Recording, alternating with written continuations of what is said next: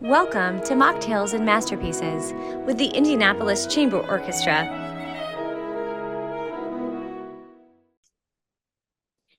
Hello, and welcome to this special episode of Mocktails and Masterpieces. I'm Dana Stone, the Executive Director of the Indianapolis Chamber Orchestra, and I'm here today with Tucker McGrew, our Operations Coordinator, and we're going to be introducing the third part of our Score to Stage series, the Music Library. So we'll first start off kind of reintroducing. Tucker, if you want to give a quick introduction to yourself, and your role with the ICO. Absolutely. Hi, everyone. My name's Tucker. I started with the ICO at the beginning of the summer as their operations coordinator. So I oversee and help plan the logistical and behind the scene aspects of the concerts that help the musicians feel ready to go and help us have a good show. Absolutely. So we're going to start from the bottom up, talking about what is a music library. And I'll say that the orchestra's music library looks a lot different than maybe what you envision when I say library. And in fact, the music library is right behind Tucker right now. So you'll see we have kind of some large, heavy duty bookshelves, and the music is stored flat so that it doesn't curl. It is alphabetized. I don't know if you want to pull one out and do a little show and tell. Absolutely. Here's a Beethoven piece. So we keep them in these envelopes. There's a key in this corner so that when someone pulls it out, they can see what parts are included in here. Depending on what kind of music it is, it might tell us who bowed the music and when, and it will also have information about when we've performed it. So we kind of have a analog log of what is inside each envelope. Yep. Additionally, we have like a massive kind of Google Drive document, Yeah, a sheet that lists the composer, the name of the piece. It has some bowing content. Doesn't I don't think it has instrumentation on it. So sometimes we have to come to the actual piece to see what we have. Um, so let's talk quickly about what is the role of the music librarian. It's not a librarian in the sense that you remember from elementary school or beyond. So what's a music librarian? absolutely. So at ICO, there's a few of us that kind of share the hat of music librarian depending on the day. So there's a team of us that I am a part of that helps keep all this music organized and ready to go. So together, our roles include finding with music that we don't already own and renting it for performances, organizing it on its arrival, or finding it in our own library and pulling it for a rehearsal. From there, we need to make sure we have all the parts, even if it's already here or if it's coming from afar, make sure that everything we think we have is what we have. We also have to do something called bowing. So we'll share the violin one part with our concertmaster, who will go through and mark the music to show the violin section when they should have an up bow and a down bow. He does this one because visually it creates a nice effect to see the string section um, synchronized together in the way that they're visually playing the instrument, but also based off of how he wants the style of a certain phrase to sound. He's gonna make sure that when he wants that weight on the bow or on the note, he has an up bow so that the weight of the arm is emphasizing what the string section is doing. And when he wants something lighter, it'll be a down bow. So it helps make sure that the musicians all understand the the contour of what they're playing, and it also looks nice. Um, so once we get back from the concert master, the librarian team is going to share his bowings with the principal players of the other string sections, and they'll use that to bow their music. So they keep it as similar to the concert masters as possible. But of course, the basses and the violin ones have fairly different parts. So sometimes they need to be doing something different. Um, when we get all that information back, the library team then has to hand mark those bowings in the parts for everyone else, because when we return this music to the rental company, it will have to be erased so that they get it back looking as if it was never written on. So we'll copy their markings down into the music before distributing it to the musicians. The way that we distribute this to the musicians is through two main ways. So we'll scan all the music that's going to be on a concert. I think we're supposed to talk about that more later, but we make an online database of the repertoire we're going to use, or we have folders with physical copies of the music that need to be ready to go for musicians. And we have um, a specific deadline that all has to be done in, because we request the music a certain amount of days ahead of a concert, and then we need to deliver it to the musicians a certain amount of days before a concert. So there's a fairly Significant lead rich, time. Yeah. There's yes, big lead I- time, a lot of pre-planning in terms of like date range, so that for all the sure. pieces can kind of fall together at the same time. I want to talk about bowing just a little bit more, because I think it's a little bit of an abstract concept for someone that doesn't play a string instrument. And in full disclosure, neither Tucker nor I play a string instrument. But the reality is, I don't think audience members, a layperson, knows that that's not indicated in the music. The Right. publisher, the composer doesn't say this is an up bow or this is a down bow. I mean, there may be some small exceptions where that's the case, but for the most part, those are artistic decisions. And that's why that work is entrusted to the concertmaster, who, is a leader within the orchestra, and it goes to the principal musicians of their section, because they are the leaders of that group. And so they kind of, they know their team, their family, and then they also have a little bit higher understanding of the artistic choices and the artistic license needed to kind of play a specific passage a certain way. And it can happen that maybe at the first rehearsal, Maestro Kramer is like, you know what, actually, let's make that a down bow, or I want this articulated differently. And that's one reason why it has to be done in pencil. And if it was pre-printed in the score, those sorts of adjustments couldn't happen in a rehearsal. So we do rely, as Tucker mentioned, to kind of scan these and share them with the musicians. Many of our musicians are local, but not all of them. And mailing rental parts is become a very dangerous situation. We can't really trust that they'll get there at the right time, or get there at all. The next thing we want to talk about is the cost of renting music versus purchasing music, and maybe a little bit how commissions fall into that whole bucket of the music library situation. So even if a piece is in public domain, you still have to pay for it. I think that's something that people may not realize, or it may not be in print to purchase. It may still have to be rented. Surprisingly enough, a music rental is significantly more expensive than a music purchase in many cases. And in other cases, depending on where the music is coming from, the age of the composer, the Russian composers specifically are way more expensive than the European composers.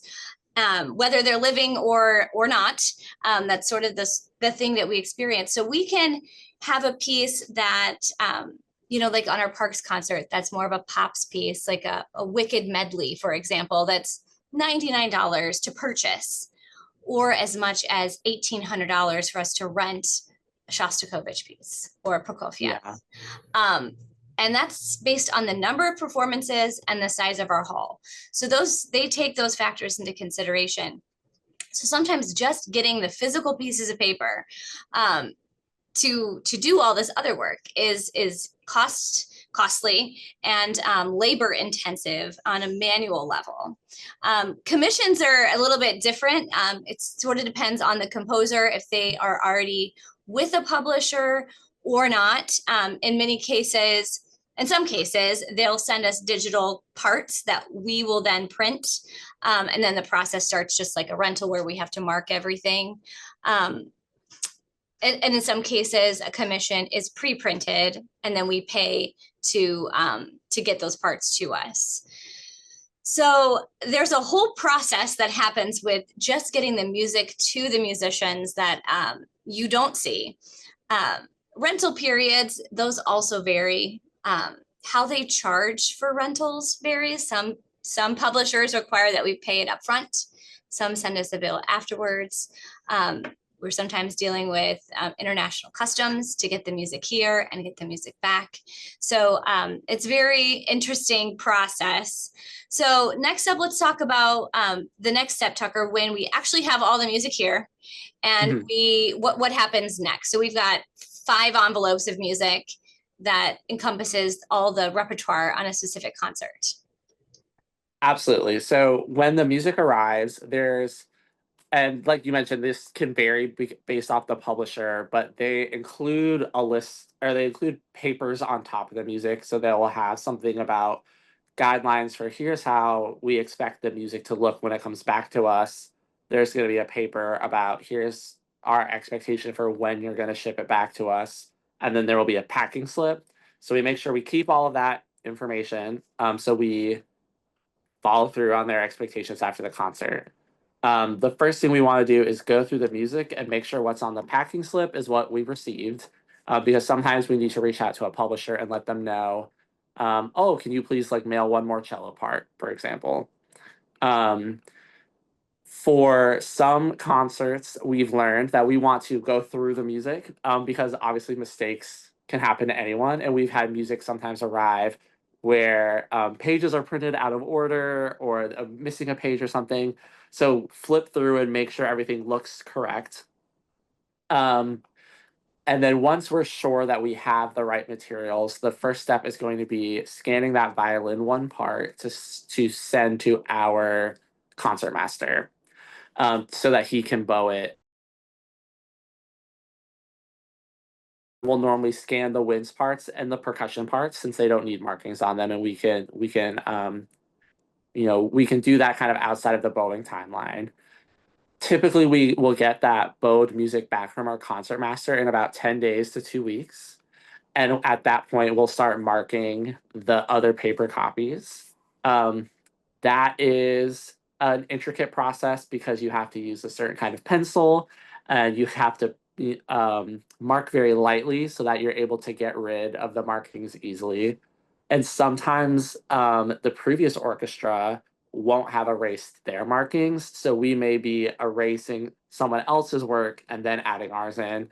Um, and so thankfully, we have a really awesome team of interns that helps us with that, with a smile, because it can be a little tedious.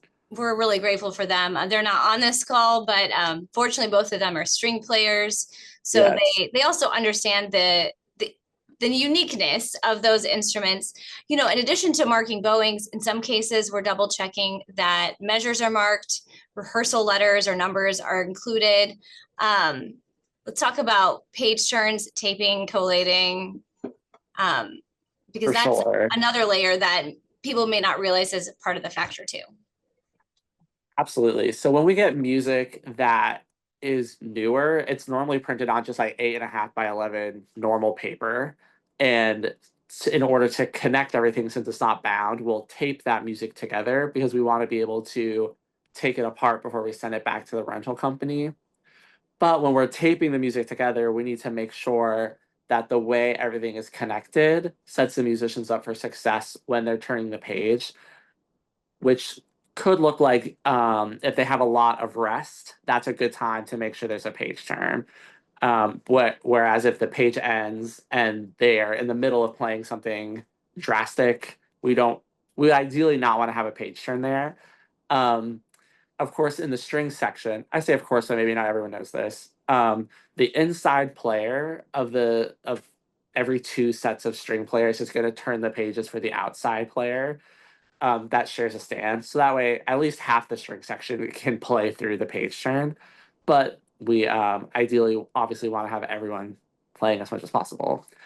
So being strategic about that, and keeping music organized and clean is really important so that when they get it, they can just sit down and play it without having to decipher what we've done to it. Right. Rehearsal time is expensive. I haven't actually broken it down to the minute. Maybe that's something I need to do. So just so we all know each minute, but each minute does cost money. And in a 2.5 hour call, we're looking at about $5,500 worth of musician costs alone, minimum, depending on the performance. So each second matters. So ensuring that they're set up for success, like Tucker said, they're not having to make a lot of corrections. And sometimes, mistakes happen, or like I said, artistic decisions change in the moment.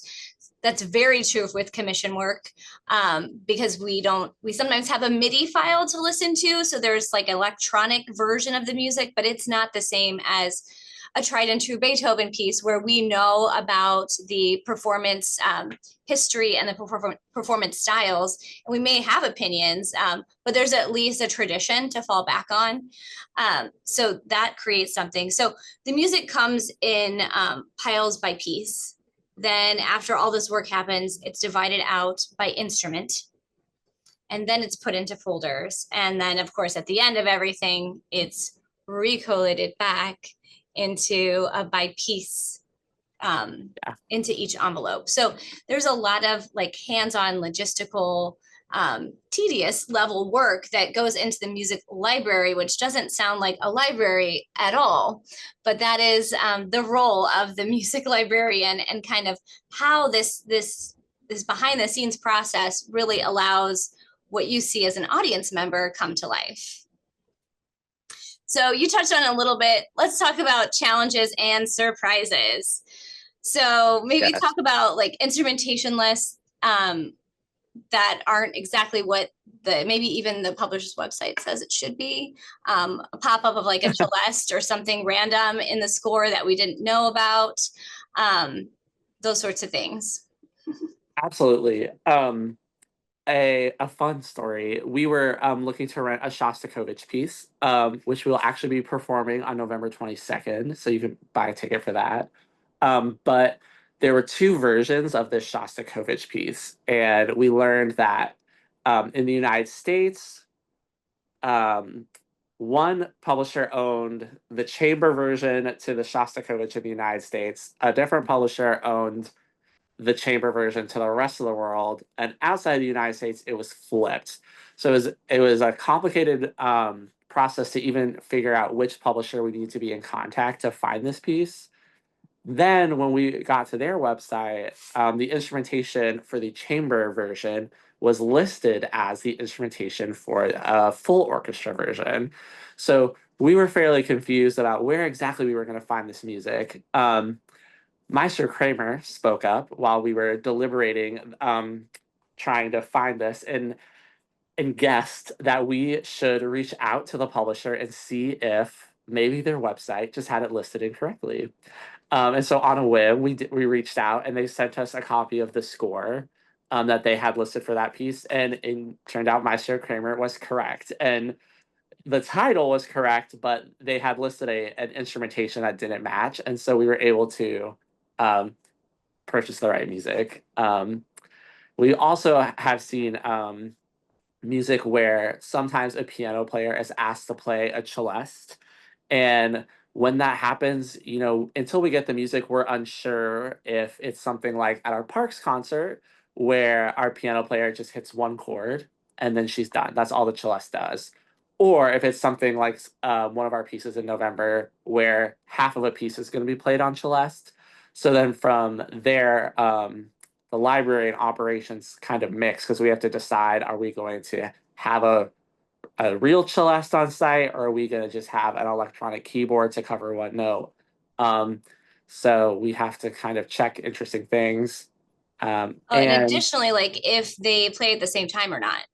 So right, because you say might they need two do, people. then we got to hire another person. And sometimes you can't know that from what you can find on a publisher's website in the Daniels book of just like a master encyclopedia of music. So it's a little bit of a discovery process too. Yeah.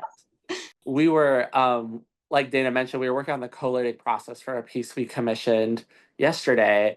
And in the music, we see that the individual part sheet music, it was notated that our harp player and piano player were going to need wire brushes like a jazz drum set player would use. Um, so sometimes you just have to go through the parts and find these weird things, or I shouldn't say weird, but unusual things that the composer calls for, so that we are getting the equipment needed to set the musicians up for success. I feel like, I know you touched on it a little bit, the challenges about our upcoming concert. So I know that this mocktail is previously recorded, just so you know. But this weekend is actually the opening of Ben Hur. You'll be hearing this next week. So those of you that attended the concert will think back and be like, huh, did I notice anything odd? And the answer is you won't. But the Ben Hur parts, the music parts that came to us, the publisher had told us that they were so destroyed and damaged by the previous orchestra that played that they wanted to reprint everything, which is exciting. It's brand new, it's clean, it's beautiful. Yeah. But I don't know if it was collated by a 19-year-old or not, but pages were not, it was bound, and pages were not in order, and pages were missing. Was an entire Yeah. instrument missing? I don't know. No, I don't think so, but I would say like the French horn part specifically, there was all kinds of surprises in there. And the violin two part, I think those were the two that were strange. Um, so then we had to communicate with a publisher that is overseas about getting music to us quickly, because since one of the instruments that was messed up is a violin two part and requires bowings, and the clock was ticking on us getting this music to the musicians starting on time. So we had to work with an international company to get fit something through customs to get it here on time correctly so we could mark it and then give it to the musicians. So exciting stuff. That was the thing. We're hoping we'll all have our fingers crossed that our rehearsal on this Friday doesn't unveil something that we missed, because even looking carefully at the music, things could be awry. Yeah. What we see a lot in commission works is maybe a lack of rehearsal numbers, or rehearsal numbers aren't consistent throughout the parts. And something like that is very hard to catch just looking at the music, not having heard it. It's hard to know what's not there. You know what's there, but Right. you don't necessarily know what's not there. So that's a challenge that we, the music librarian and Tucker on the fly, really sometimes in a rehearsal may have to run back to the office and print something off or make an adjustment. That could be even for a page turn that we didn't get right, and we just want an extra page so that they have 4, so to minimize the page turn. So lots of things that Right. happen sort of in the moment, as well as the amount of work that happens in the advanced stages of preparation. Yeah, we had when we hosted the International Double Reed Society, one of the pieces we received from a soloist on a concerto, the violin one part, it was like really difficult to read, and we had to in a rehearsal like transcribe the parts and write it out so that they could read it with the light they were going to have on stage. So definitely surprises all the time. Mm-hmm.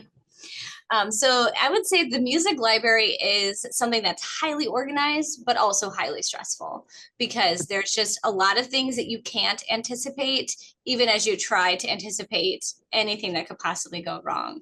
And I Yeah. think that's probably one of the things that's super exciting about live performance. There's always something that happens. Um, and and how can we mitigate that and then be ready for anything that could happen in terms of performance, whether it's library or it's a tech issue. It's exciting. Our jobs they don't get boring. They're different every day. For sure. Well, thank you for listening to our Score to Stage series. We are excited to complete episode 3 today, and look forward to catching you at an upcoming ICO concert. You can always learn more at icomusic.org, and look forward to seeing you soon. Thanks, Tucker. Yeah, bye everyone.